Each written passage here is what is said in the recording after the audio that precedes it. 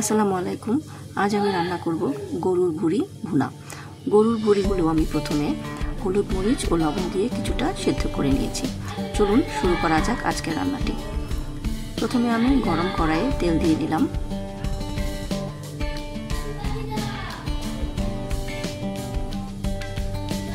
তারপর দিয়ে দিলাম পেঁয়াজ,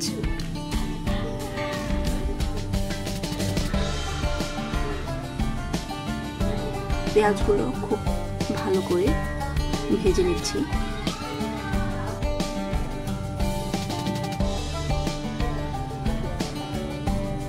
দিয়ে দিলাম তেজপাতা, দারচিনি দিয়ে দিলাম, আরও দিলাম কিছু এলাচ।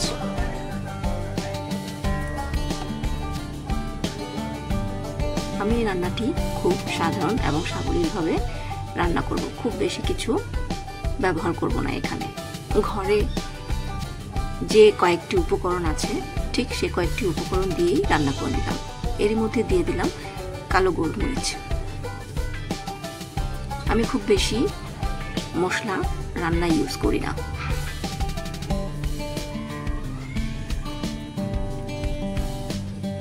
খুব সামান্য কিছু উপকরণ দিয়ে রান্না করলে রান্নাটি খুব ভালো হয় এবং খেতেও দারুণ স্বাদের হয়। পেঁয়াজগুলো খুব ভালো করে ভেজে নিচ্ছি। এরপর দিয়ে দিলাম আদা রসুন।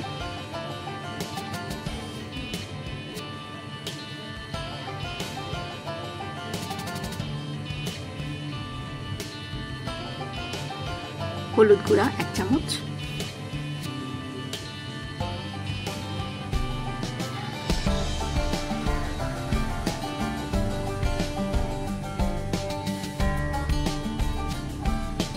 মরিচের গুঁড়া 3 চা চামচ,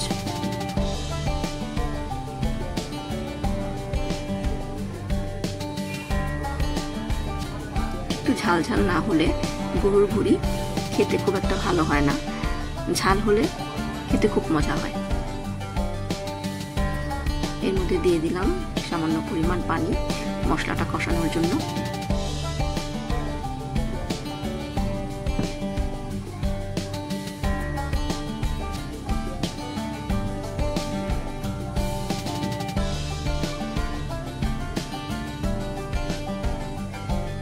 লবণ দিয়ে দিলাম স্বাদ মতো।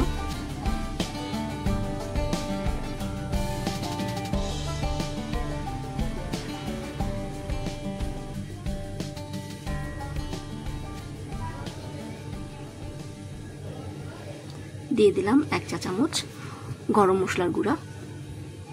এই গরম মশলাটি আমি আমার নিজের হাতে বাড়িতে যে কয়েকটা উপকরণ আছে তা দিয়ে তৈরি করে নিয়েছি।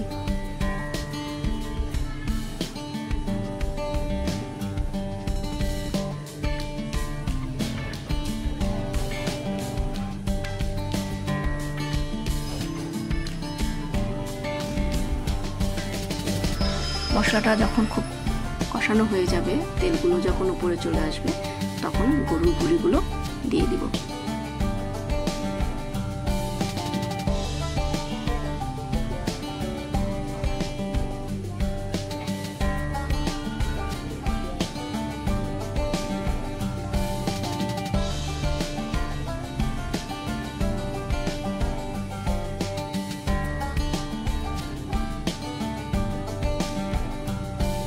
মশলা কষানো প্রায় হয়ে গেছে।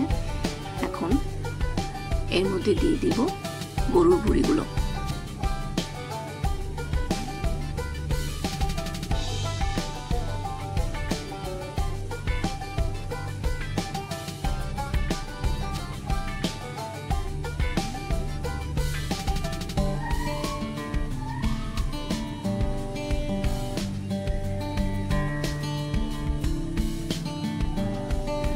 ভুঁড়িগুলো মশলার সাথে খুব ভালো করে মিক্স করে নিব এবং ভুঁড়িগুলো একটু কষিয়ে নিব। তারপর প্রয়োজন মতো পানি দিয়ে দিব।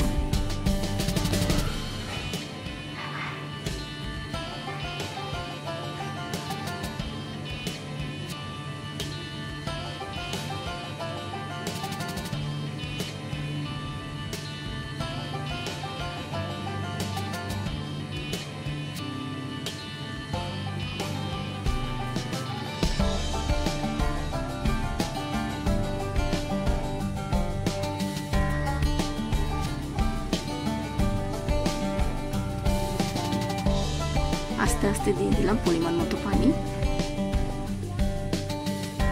এখন ভুঁড়িগুলো হতে থাকবে।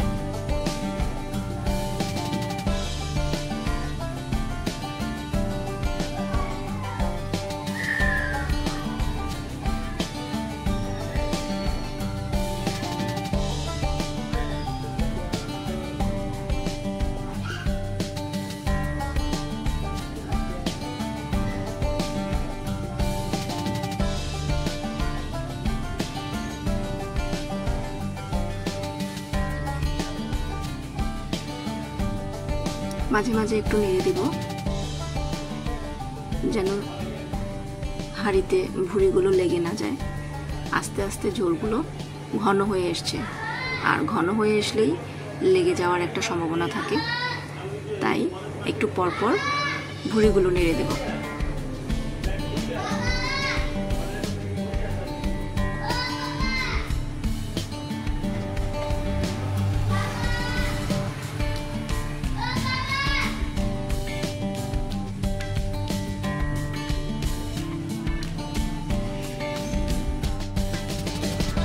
এই অবস্থায় দিয়ে দিলাম বেশ কিছু কাঁচামরিচ। কাঁচামরিচটা আপনাদের পছন্দ মতো দিয়ে দিবেন। যে ঝাল বেশি খাবেন সে মরিচের পরিমাণ একটু বাড়িয়ে দিবেন, আর যে কম খাবেন সে মরিচের পরিমাণ একটু কমিয়ে দিবেন।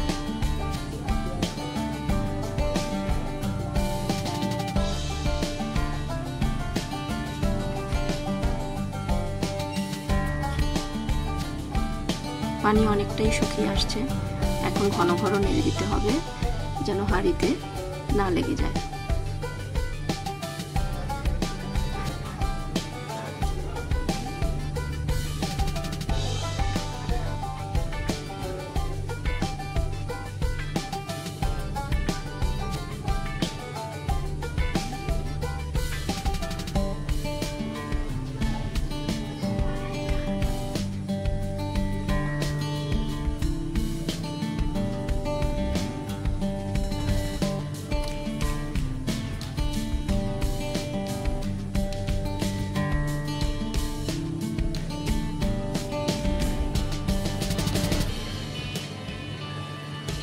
এরই মধ্যে দিয়ে দিলাম আরো কিছু গরম মশলার গুঁড়া।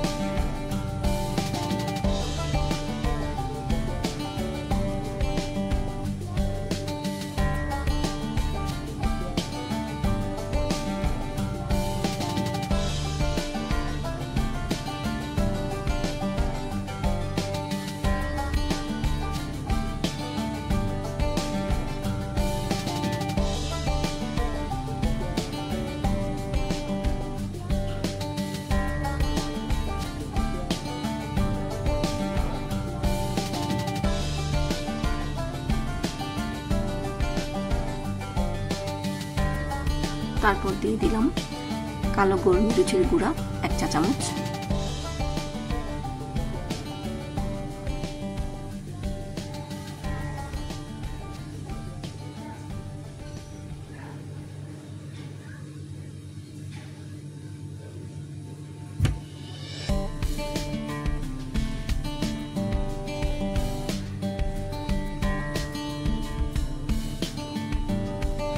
আমার রান্নাটা প্রায় হয়ে এসেছে, আর একটু শুকাবো।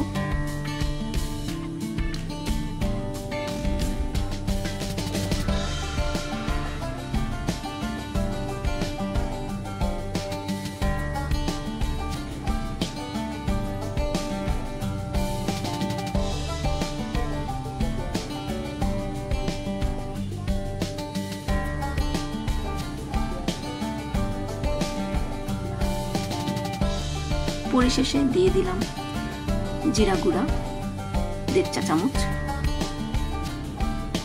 এতে খুব সুন্দর একটা ঘ্রাণ চলে আসবে, খেতেও খুব দারুণ হবে। আমার রান্নাটা প্রায় শেষ হয়ে গেছে। আমি এখন রান্নাটা তুলে নিব। দেখুন, দেখতে খুব লোভনীয় মনে হচ্ছে।